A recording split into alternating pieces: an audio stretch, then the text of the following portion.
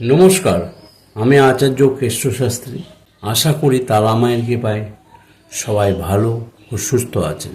বড়দের আমার প্রণাম, ছোটদের ও সমবয়সীদের আমার শুভেচ্ছা। আগের পর্বে ভাগ্যরেখা সম্বন্ধে আলোচনা করেছিলাম।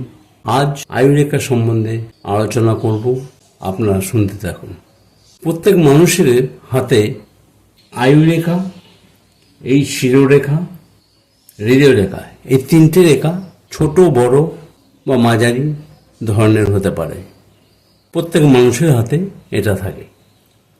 এটা বৃহস্পতির পর্ব, এটা শনির পর্ব, এটা রবির পর্ব, এটা বুধের পর্ব, এটা শুক্রের পর্ব, এটা চন্দ্রের পর্ব, এটা নিম্ন মঙ্গল, এটা ঊর্ধ্ব মঙ্গল, এটা রাহুর পর্ব, আর এটা হচ্ছে কেতুর পর্ব। মোটামুটি এই 9টা গ্রহ ও হাতের রেখা প্রত্যেক মানুষের হাতে থাকে। এই রেখা হয়তো কারো ছোট ও বড় হতে পারে এবং মানুষের কর্ম অনুসারে রেখার পরিবর্তন হয়। এই আয়ুরেখা রাহুর পর্ব থেকে উঠতে পারে, অথবা মঙ্গলের পর্ব থেকে উঠতে পারে, অথবা বৃহস্পতির পর্বে যাচ্ছে বা বৃহস্পতি পর্বর সঙ্গে কোনো যোগ আছে। এই বৃহস্পতি পর্বে যদি যায় তাহলে উচ্চ আকাঙ্ক্ষা তার সৃষ্টি হতে পারে এবং বয়স অনুসারে এটা একটু ভারী হয়। 20 বছরের লোককে মনে হবে 30 বছরের। যদি এই রাহুর পর্ব থেকে ওঠে তাহলে এরা খিটখিটে মেজাজ বা একটু ঝগড়া টাইপের হতে পারে।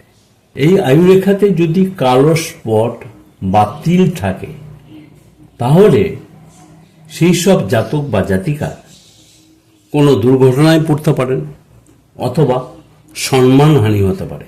আয়ুরেখা যদি এই কাটা কাটা যুক্ত থাকে, মানে এটা ভেঙে ভেঙে থাকে, তাহলে কিন্তু সেক্ষেত্রে ভালো নয়।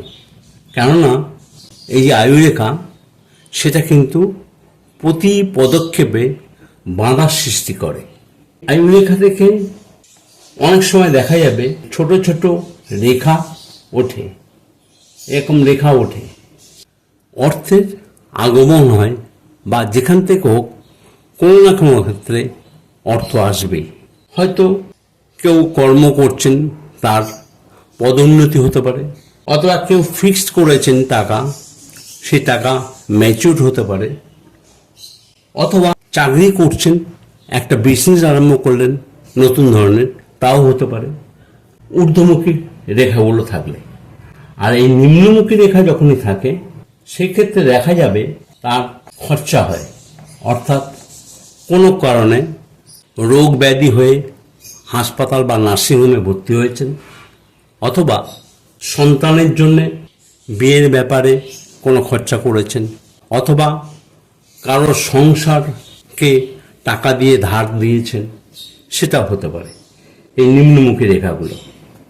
আয়ুরেখা ও শুক্রের পর্ব থেকে কবজি অবধি যে শেষ হচ্ছে, অনেক সময় দেখা যায় যে এই আয়ুরেখা চন্দ্রের স্থানে এসে শেষ হল বা চন্দ্রের দিকে যাচ্ছে এরম ভাবে।